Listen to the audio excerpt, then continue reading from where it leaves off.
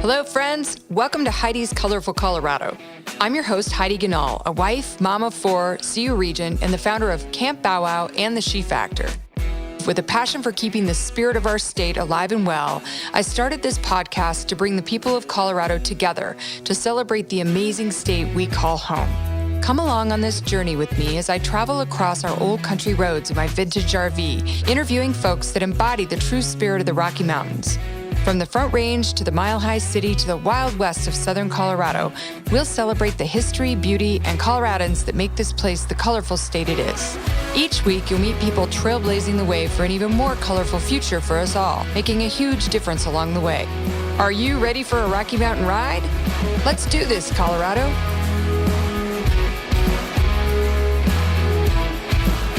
Hi, everyone. I'm Heidi with Heidi's Colorful Colorado. So glad to have you here today. I'm really excited to introduce you to Lorne Jenkins. He's an entrepreneur from Colorado and has a wonderful idea to help kids. My kids need this badly, my three little ones, maybe even my 25-year-old, I don't know. So Lorne, welcome. So nice to meet you. Hey, thanks for having me on. Tell us a little bit about what you've been up to, and then I want to dig in and figure out how you came up with this idea, et cetera. But tell us a little bit about the app you launched. Yeah, so it's called Mini Money Management, and pretty much all we do is we teach kids about the basics of financial literacy. I love the story of how you and your mom developed this together. Tell us a little bit about how it evolved and the famous saying that your mom taught you when you were young. So when I was 8 and my little sister was 5, we asked my mom to go out to eat every day. And so she got fed up with it, and she posted on the refrigerator a job opening for son and for daughter. So these were paid positions. We had to interview for it. She called our references who had nothing but nice things to say. And then we ended up getting the jobs. And so we got paid a weekly salary. We had to pay for our rent, our laundry, our utilities. And her big thing was that it was $3 to go out to eat and then $1 to stay at home. So we fast forward to the end of the summer, and she asked us if, hey, do you guys want to go out to eat? And we're like, no, that's way too expensive. And so obviously, like as parents, you'd love to hear that kind of a story. But I think for me, I didn't realize how great of a financial education I had gotten growing up. And we didn't really talk about investing in stocks and bonds. It was really just, here's your salary. Make sure you can pay your bills, make sure you save a little bit, and then have fun with the rest. And I think that core principle is super important. And so we're a tool for teachers that create a classroom economy. And we also teach virtual financial literacy classes. Yeah. That's wonderful. It's so badly needed these days. I mean, even I think back to my education and when I got out into the real world and had to balance a checkbook and then eventually as an entrepreneur read financial statements. Oh boy, that was quite an adventure. And I got a business degree and a master's, and I still think I had trouble doing that when I finally started my own business. So it's just a great idea, and I think parents probably appreciate it as well. I love the story about give me $1 and how your mom used that to keep you guys in line. So tell me a little bit about that because I need to use that in my house. Absolutely.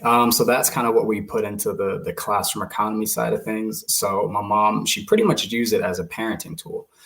So obviously she wanted to teach us about money, but if our room wasn't clean, if I was fighting with my little sister, it was something as simple as just give me $1. So it was a fine. There wasn't really any yelling. There wasn't any screaming. It was like, if you misbehave, it's a fine. And so as a kid, it was like, well, I can either get fined for fighting with my little sister, or I can behave well, pick up a couple extra chores, and then I can afford to go swimming this evening.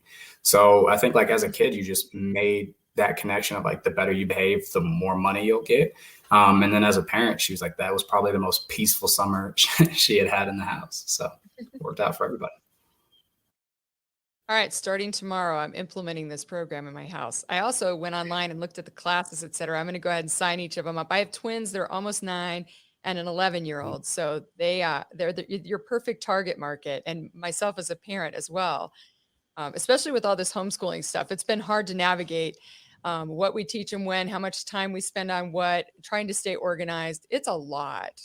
How have you dealt with COVID? I saw some of the notes about your shift after COVID happened. We had to do the same thing with She Factor. Like we were an events company, a live events company, and we had just launched the previous May, and it was like, uh-oh, we better figure something out quickly. So is that what happened to you? Yeah, we as far as lovely timing goes, we released our pilot to teachers in the second week of March. So literally the week that we released our pilot is the week that all the kids got sent home from school. And so I was kind of stuck here. It was like, wow, we just developed, we tried to release it to teachers and it's nobody in school now. And so we ended up pivoting. And so we pivoted so that parents could use it at the home with their kids. And then we also started teaching nonprofits. So we started partnering with schools and nonprofits because, again, like I think financial education is something that everybody wants to learn, but a lot of us weren't taught it growing up. So it's pretty hard for parents and teachers to give their kids that financial education. So we kind of just try to make a pretty interactive and fun way to teach it. So now we run virtual financial literacy classes and schools are finally starting to get back to some sense of normal. And yeah, things are kind of cruising along. That's great. I'm so happy to hear that. I also noticed that you got an economics degree. Is that right? Yes, ma'am. So you're not just an entrepreneur building an app, you're an expert doing this. And I mean, economics is a tough issue. It was one of my toughest issues in school or classes that I took. And I wonder how that plays into your development of the classes and how you teach the kids. Is economics part of the conversation or kind of your expertise in building the app out? Okay, sorry. Yeah, so I think so. I ended Edit. up get I well, okay, cool. So yeah, I did end up getting my economics degree, and then I got my master's in finance. And I think that it was really interesting to come to the education space with not an education background, and so just understanding like the basic principles of economics, like if you like put more money into the economy, the better that people do, the better the economy does. But that can't happen if people are in crippling debt. And so I think like approaching the education piece of it was like a little bit easier because I knew the content that we wanted to teach, but I just needed to simplify it enough for kids to understand it. But then also I needed to simplify it enough for teachers to be able to actually enjoy using the app. And so I definitely think that the finance background like made me realize that like to understand money isn't the most complex thing, but there are a certain set of we call them like financial foundations that like you need to understand. And so giving that to kids and getting it to them at a very early age, I think we've already started to see how the impact can happen. Ooh, what impact it has? Sorry. Yeah. No, that's fine. That's exactly right. So, Lauren, I want to talk a little bit about your journey as an entrepreneur. What have you enjoyed most about starting your own business and running it? The wins. I think that when you have something go right, because you're always kind of in the mud, you're always in the weeds and you're trying different things and things don't work out. But when you have those, like, they may seem like small wins, but they're huge. Like we just booked our first nonprofit for the summer last week and it's 2 classes. It's probably going to be like 20 kids. And I was jumping around the house. I was so excited and just happy about it because there's so much that goes on in the background and there's so much work that goes on, and to see that like actually pay off and to see that like students are like really understanding these financial concepts and like just to see the light bulb moment, it's a really really cool thing to see. And you've had kids like they say like, hey, are there more classes we can take? Like this is the first thing we've learned in school that like I feel like I'm actually going to use. And so to have that kind of feedback from the kids it's like hit you in the chest. That's awesome. I agree. I mean, I think when kids find their passion and they light up, it's like you can see their future. You can see them really visualize what they want to do when they grow up. My 11-year-old loves to bake and she's obsessed with it. Unfortunately for our waistlines, she's obsessed with it and she only wants to bake really sweet, yummy stuff. So we eat a lot around here. None of my kids are that into money yet, although they want to spend it, of course, but it'll be interesting going through the classes and going through your system and seeing how that works because I definitely think starting to see the value in how it works and saving and, do I spend all of my allowance or do I save a little bit? Do I give some to charity? So I'm excited about that. Okay, what do you not like so much about being an entrepreneur? Because it's hard. Yeah, I think I realized pretty early on that like if I don't make something happen, nothing's gonna get done. And so I think obviously the responsibility is a great thing, but there will be days that you'll be tired, and it's like if I don't do this, there's nobody else around here that's going to do it. And then obviously the losses hurt a little bit. So, if you have like the COVID thing, for instance, like we had worked on that pilot for, I think it was right around 7 or 8 months. And like to have COVID, like it's just completely out of your control. And so I think, yeah, the losses hurt a little bit more.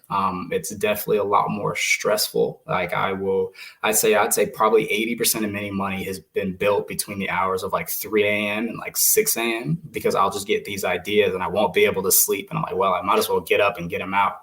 And so I think, I'm getting a more regular sleep cycle now, but I definitely think that like you're always on, and like it's something that I'm super passionate about and that I enjoy doing. So it's like finding time to switch off has been definitely something that I'm working on. Yeah, it sounds like you co-founded this with your mom, or did she just inspire you? Is she still involved in the business, and how does that work? Yeah. So my mom is my co-founder. She has a full-time job, which is why we've been able to fund the company. So that's been great. So it definitely came from like an idea that she had, and we're starting to kind of like implement her into the company more, which is like super cool to see. So she's an attorney, and so we're kind of like I think her caseload is lightening a little bit, and then we're starting to pick up more and more classes. So we're like filling her in as like a teacher because like that's what she's really good at, and that's what she's super passionate about. And so it's been really cool to kind of see like, like she had the idea and then she kind of stepped back and let me build out like the vision and say like, okay, this is what we want to do year 1, 2, 3. And to finally have all the pieces start to come together and her to be able to kind of come back into the company and say, look, like, actually, we need to switch this a little bit. We need to change this a little bit. And, obviously figuring out how to work with your mom is like it's always going to be interesting, but I think we work super well together and like our skills complement each other amazingly. Now, do you have other siblings? Because I know I run She Factor with my oldest daughter, and my younger kids kind of kid around with me. Well, like, when do we get to start a business with you? And they're little, so it's going to be a while. But how does that play out? So I've got 2 little sisters. So they're both in college still. So I think I've hopefully got another year or 2 until they want to start a company. So I can, get mini money off the ground and then start something with those 2 as well. Ah, so you're a serial entrepreneur. What other ideas do you have? Do you know yet, or are you just kind of going with the flow and then it'll pop up and you'll go for it? I think it kind of just pops up, and I think it's been really cool to see like my mom, like what my mom's idea was, and then how we've been able to like grow it and build it. And I've got like I've got ideas here and there, but I think there's so many people with like amazing ideas out there that don't really know like what that next step is to take. So like I almost want to like just help people start their own company type of thing. And yeah, don't quote me on that, but maybe that's what I'll do after this. There are some very cool incubators in Colorado that I'm sure would love your help. I've got one called the Fight Back Foundation, and we help entrepreneurs with ideas to help kids. So they're going to start a business, and whatever their product or services is going to help kids in Colorado. And it's been so fun.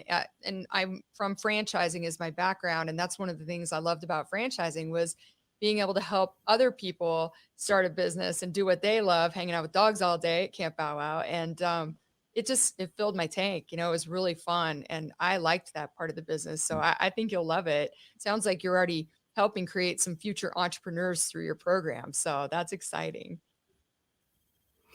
I agree. It's been really cool to see how, and kind of I think you touched on this earlier. Like I don't think everybody's passion needs to be money, but money can kind of unlock the tools for you to then pursue your other passions.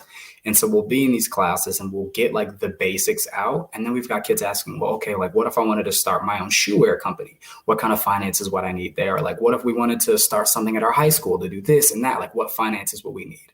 But you can just see how their mindset switches. It's like, okay, now that we have the basic understanding of money, we see like everything that we can do and like how we can start our own company. And I think like that for me is probably the coolest thing to see is like, if you get people set up financially, what they'll do with the rest of their life, because at that point, you don't have to worry about money and you can try to pick whatever passion project you want to do. And I was lucky enough that I've gotten to start a passion project. So if everybody can do it, then I'd say my work here is done. I agree. I agree. It's wonderful to teach kids about entrepreneurship and the ability to start their own business and carve their own path. I think Colorado's got a great entrepreneur community, like we were talking about the incubators. Um, when people ask you about Colorado, you've lived here a long time, and they talk about like why do people love so much? What is it about Colorado that's so cool or special? What do you say, or what do you think of? I think you can pretty much get anything that you want. If you're outdoorsy, you can go up to the mountains. Well, and so I've got friends who are like from North Carolina that I would always bring out because that's where I went to school. And like the first thing they always say is like, "Oh my God, are those real?" Like, because the mountains just look like picturesque. The weather is fantastic. Everybody likes to hike, and like, you got a bunch of dog people out here, but the food is really good. And there's certain parts of Colorado that can be very diverse. And I just think like it's a very quality place to live. Like it just, yeah, no, I'm not, to be fair, I don't love the snow, but I appreciate the snow. So it's like, if it only snowed on Christmas, I would be perfectly fine. But that's my only complaint is I hate driving in the snow. I am with you. I do not. I grew up in Southern California until I was about 12, and then my folks moved me to Monument, Mhm. Colorado, down by the Academy, and it's like where the Front Range and the Continental Divide meet, and so the snow just piles on. And I remember our first Mhm. winter here, we got like a 5 foot snowstorm. That was really cool the first time. After that, not so much. I missed so many concerts because I-25 got closed down, or we wouldn't be able to go Mhm. anywhere. We get stuck in Monument, or we called it Boat Town, but it was fun. It was fun growing up there. So you went to school in North Carolina. Where did you go to school there? So I went to Campbell University in Bowie's Creek, North Carolina. So it was about an hour south of Raleigh. Oh, nice. So my husband owns a couple barbecue restaurants, and people always ask him, like, "What's your style? Is it North Carolina barbecue, South Carolina?" And he's from St. Louis, actually, so he calls it craft Mhm. barbecue. But it's so funny how people just the minute you mention the Carolinas or Texas or St. Louis, they talk about barbecue, and that's kind of how they define their state, right? They take it so seriously, but it's also so delicious. And like, I don't think, because I had barbecue out here and I was like, yeah, it's pretty good. And I told people else from Colorado and that I liked barbecue, and they just completely dismissed me. They're like, nah, you don't know what barbecue is. Like, what do you mean I don't know what barbecue is? And they take me to this small spot down the road and I ate. And I was like, yeah, maybe I don't know what barbecue is because, oh my goodness, it's amazing. All right, Lauren, then you got to come try GQ. It's pretty good. He's pretty, I won't like say that to him a lot. His head might get big, but it's good stuff. So we'll meet for lunch there sometime. So on that note, what's the most Colorado thing you've ever done? Can you think of something? Ooh, that's a good question. What's the most Colorado thing? Um, okay, here's a decent story for you. So I took my friend from sea level on a hike and we went up and I think we climbed up to 13,000 feet the day after he Oh, got here. And then he ended up getting super bad altitude sickness. And I've like always said I'm not like a super like outdoorsy person or hikey, but I think like just growing up here, I was like, okay, here's what we need to do. We need to get you some water. We need to make sure we get you down the thing, take deep breaths, and like just made sure everything was fine. So I think like just like showing him the wilderness. Well, to him it was the wilderness, and then understanding like, okay, this is altitude sickness. We need to make you drink some water. We need to make sure we get some food in you. Like we'll go down the mountain kind of slowly because you're losing a lot of oxygen in your brain. And so I think just like growing up here and hearing like how everybody talks about hiking, I never thought that I knew all these things until I almost, messed up my friend on the mountain. So I had to make sure I got him back down. it's not funny, but it's a good story. It's a good Colorado story. Now he can look back and laugh, right? We laugh. Yeah, we laugh now.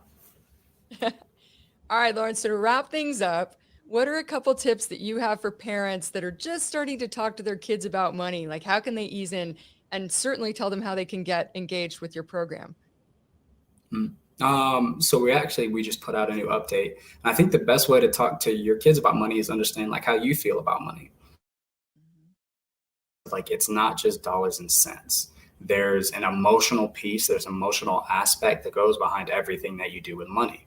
So understanding your viewpoints, understanding your opinions on money, and then just having the very open conversation with kids. Because it's not that kids can't understand what money is, it's just that they're not really introduced to it. So if you tell your kid, like, okay, look, like, when we go to the grocery store, this milk is $3, this milk is $4. Well, why does that matter? Okay, well, this is how much our grocery bill is. And just introducing your kids to money. It's not like you have to stress them out and say, oh, well, this is how much our mortgage payment is, but just the fact of kids having an understanding or like a grip or even a concept that things have a different amount, or like the things cost different than that. You have to spend some money here, which means you can't spend other money here.